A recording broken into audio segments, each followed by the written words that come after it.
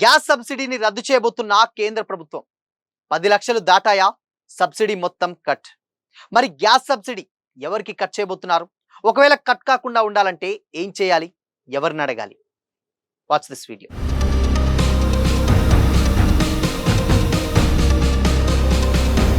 నమస్తే, welcome to Disha TV. సామాన్యుడికి కేంద్ర ప్రభుత్వం మరో షాక్ ఇవ్వనుంది. ఇప్పటికే గ్యాస్ ధరలను భారీగా పెంచిన కేంద్రంలోని మోదీ సర్కార్ ఇప్పుడు సబ్సిడీకి మంగళం పాడేందుకు సిద్ధమవుతుంది. దేశవ్యాప్తంగా చమురు కంపెనీలు సబ్సిడీపై కొత్త సమీక్షను చేపట్టాయి. 10 లక్షలకు పైగా ఆదాయం ఉన్నటువంటి ఎల్పీజీ వినియోగదారులు త్వరలో సబ్సిడీని కోల్పోయేటువంటి అవకాశం ఉంది. ఎల్పీజీ గ్యాస్ సబ్సిడీ వినియోగదారులకు కేంద్ర ప్రభుత్వం బిగ్ ట్విస్ట్ అయితే ఇచ్చింది. అధిక ఆదాయం కలిగినటువంటి కుటుంబాలకు సబ్సిడీ నిలిపివేసేందుకు మరోసారి కఠిన చర్యలకు దిగింది. వార్షిక ఆదాయం అంటే సంవత్సరం ఆదాయం 10 లక్షలు దాటినటువంటి వారికి ఎల్పీజీ సబ్సిడీని రద్దు చేసేందుకు కీలక చర్యలకు దిగింది. అయితే ఈ నిబంధన 2015 డిసెంబర్ నుంచే అమలులో ఉన్నప్పటికీ గతంలో వినియోగదారులు స్వచ్ఛందంగా సబ్సిడీ వదులుకునేవారు.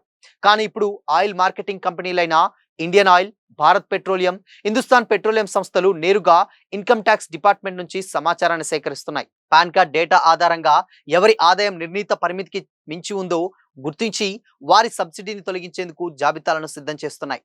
ఈ కొత్త విధానం ప్రకారం కేవలం గ్యాస్ కనెక్షన్ ఉన్నటువంటి వ్యక్తి ఆదాయం మాత్రమే కాకుండా వారి జీవిత భాగస్వామి అంటే భార్య కానీ భర్త కానీ ఆదాయాన్ని కూడా పరిగణంలోకి తీసుకుంటారు.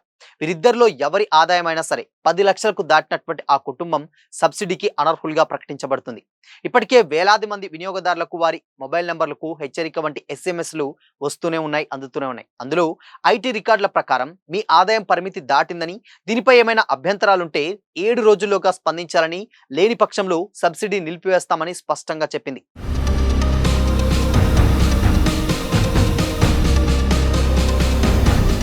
ఈ చర్యల వల్ల ప్రభుత్వ ఖజానాపై సబ్సిడీ భారం తగ్గుతుందని, ఆ నిధులను ఇతర సంక్షేమ పథకాలకు మళ్లించవచ్చని కేంద్ర ప్రభుత్వం భావిస్తుంది. అయితే ఈ కఠిన నిబంధనల నుంచి సామాన్యులకు, పేదలకు ప్రభుత్వం పూర్తి మినహాయింపునిచ్చింది. ముఖ్యంగా ప్రధానమంత్రి ఉజ్వల యోజన కింద కనెక్షన్లు పొందినటువంటి కోట్లాది మంది లబ్ధిదారులకు ఈ కొత్త రూల్ వర్తించదు. వారికి లభించేటువంటి ప్రత్యేక సబ్సిడీ యథావిధిగా కొనసాగుతుంది.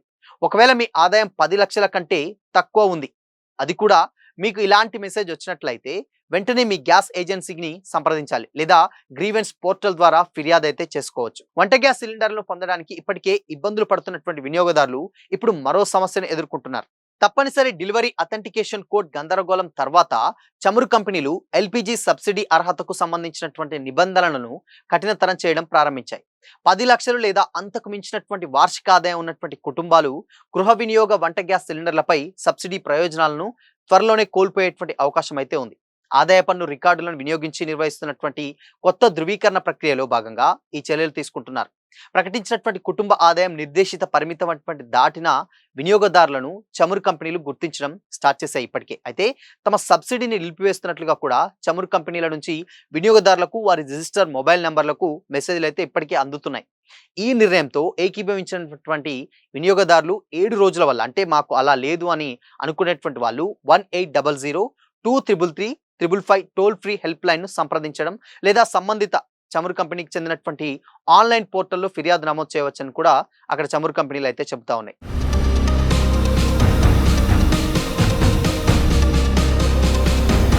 నిర్ణీత వ్యవధిలోగా ఎటువంటి స్పందన గనక రాకపోతే సబ్సిడీ ఆటోమేటిక్ గా నిలిపివేయడం జరుగుతుందని అధికారులు అయితే తెలిపారనమాట. ఆదాయ పన్ను అధికారుల ప్రకారం వినియోగదారుడి లేదా కుటుంబ సభ్యుడు పన్ను పరిధిలోకి వచ్చేటువంటి ఆదాయం ఎవరైనా కానీ వాళ్ళు 10 లక్షలకు మించినటువంటి ఉన్నదైతే చమురు కంపెనీలు పంపినటువంటి సందేశంలో స్పష్టంగా చెప్పారనమాట. దీని ఫలితంగానే ఆ కుటుంబం ఇకపై సబ్సిడీ ఎల్పీజీ సిలిండర్లకు అర్హతను కోల్పోవచ్చు. ఇకపోతే అభ్యంతరాలు తెలియజేయడానికి లేదా వివరాలు కోరడానికి వినియోగదారులకు ఒక వారం రోజుల టైం అయితే ఇచ్చారు. ప్రజెంట్ ఉత్తరప్రదేశ్లోని వినియోగదారులు ప్రతి 14.2 కిలోల గృహ వినియోగ ఎల్పీజీ సిలిండర్ పై దాదాపు 59.05 సబ్సిడీని పొందుతున్నారు. అంటే సంవత్సరానికి 12 నుంచి 13 సిలిండర్లపై సబ్సిడీ లభిస్తున్నది. ఏడాది గరిష్టంగా 15 సిలిండర్లకు సబ్సిడీ పరిమితిని విధించారు. సబ్సిడీ ప్రయోజనం లేకుండా అదనపు సిలిండర్ల సరఫరా కూడా జరుగుతుంది. అయితే అనేక సంవత్సరాలుగా సబ్సిడీ విధానం ఇలానే కొనసాగుతుంది. కానీ ఇప్పుడు ప్రభుత్వం తీసుకున్నటువంటి ఈ నిర్ణయం నిజంగా చాలా మందికి షాకింగ్ అనే చెప్పాలి. చాలా వరకు ఏంటంటే ఇప్పుడు మధ్యతరగతి వాళ్ళు లేదంటే పేదల వాళ్ళు ఎవరైతే ఉంటారో వాళ్లకు సంవత్సరంలో 10 లక్షల ఆదాయం అయితే డెఫినెట్ గా స్పష్టంగా ఉంటుంది. చాలా వరకు ఉండదు, ఎక్కువ పర్సంటేజ్ మాత్రం వాళ్ళే ఉంటారు. కాబట్టి ఇప్పుడు సాధారణంగా ఇప్పుడు సబ్సిడీ పొందేటువంటి వాళ్ళు ఎలాంటి టెన్షన్ అయితే పడనక్కర్లేదు. ఎందుకంటే 10,00,000 అంటే అంత ఇప్పుడు ఉన్నటువంటి మధ్యతరగతి కుటుంబాల్లో 10,00,000 ఆదాయం డెఫినిట్‌గా ఉండదు కాబట్టి వాళ్ళకి యథావిధిగా ఏదైతే గతంలో ఇచ్చినటువంటి ఉజ్వల పథకం ఏదైతే ఉందో, ఆ దాని కింద ఉన్నటువంటి వాళ్ళకి ఎలాంటి అబ్జెక్షన్ లేకుండా ఆ సబ్సిడీ అనేది వర్తిస్తుంది. ఇక కొత్తగా ఎవరైతే తీసుకున్నారో కలెక్షన్స్ లేదంటే గతంలో సబ్సిడీ వచ్చి ఇప్పుడు గనక ఒకవేళ 10,00,000 ఆదాయం గనక ఆర్జిస్తున్నట్లయితే మాత్రం వాళ్ళకి ఈ సబ్సిడీ అనేది కట్ అవుతుందనమాట. ఇంకొక విషయం ఏంటంటే ఇక్కడ మనం ఆలోచించాల్సినటువంటి విషయం ఏంటంటే ప్రతి ఒక్కరు అంటే ఇప్పుడు 10,00,000 మరి ఆదాయం లేదు గదా! మళ్ళీ ఒక కట్ అయితుంది అని ఒకవేళ మాకు 10,00,000 ఆదాయం రాట్లేదు. మాకు ఒకవేళ మెసేజ్ వచ్చింది.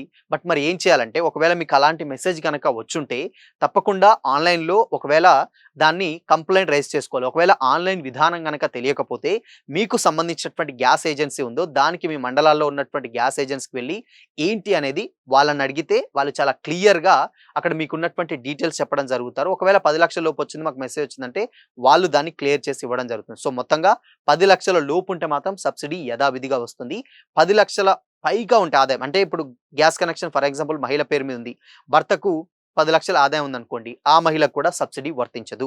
సో ఇద్దరు భార్యాభర్తలు భాగస్వామి ఎవరైనా కానీ వాళ్ళ కుటుంబంలో ఉన్నటువంటి 10,00,000కు పైగా ఆదాయం ఉంటే గనక ఈ పథకం డెఫినిట్‌గా అంటే ఆ సబ్సిడీ అనేది వర్తించదు. లేదంటే మిగతా వాళ్ళకి యథావిధిగా ఈ సబ్సిడీ అనేది కంటిన్యూ అయితే అవుతుందన్నమాట. సో మొత్తంగా ఏదేమైనప్పటికీ కూడా కొంచెం ఇప్పుడిప్పుడే ఎదుగుతున్నటువంటి వాళ్ళకి ఈ సబ్సిడీ మాత్రం డెఫినిట్‌గా కొరత అనైతే చెప్పొచ్చు.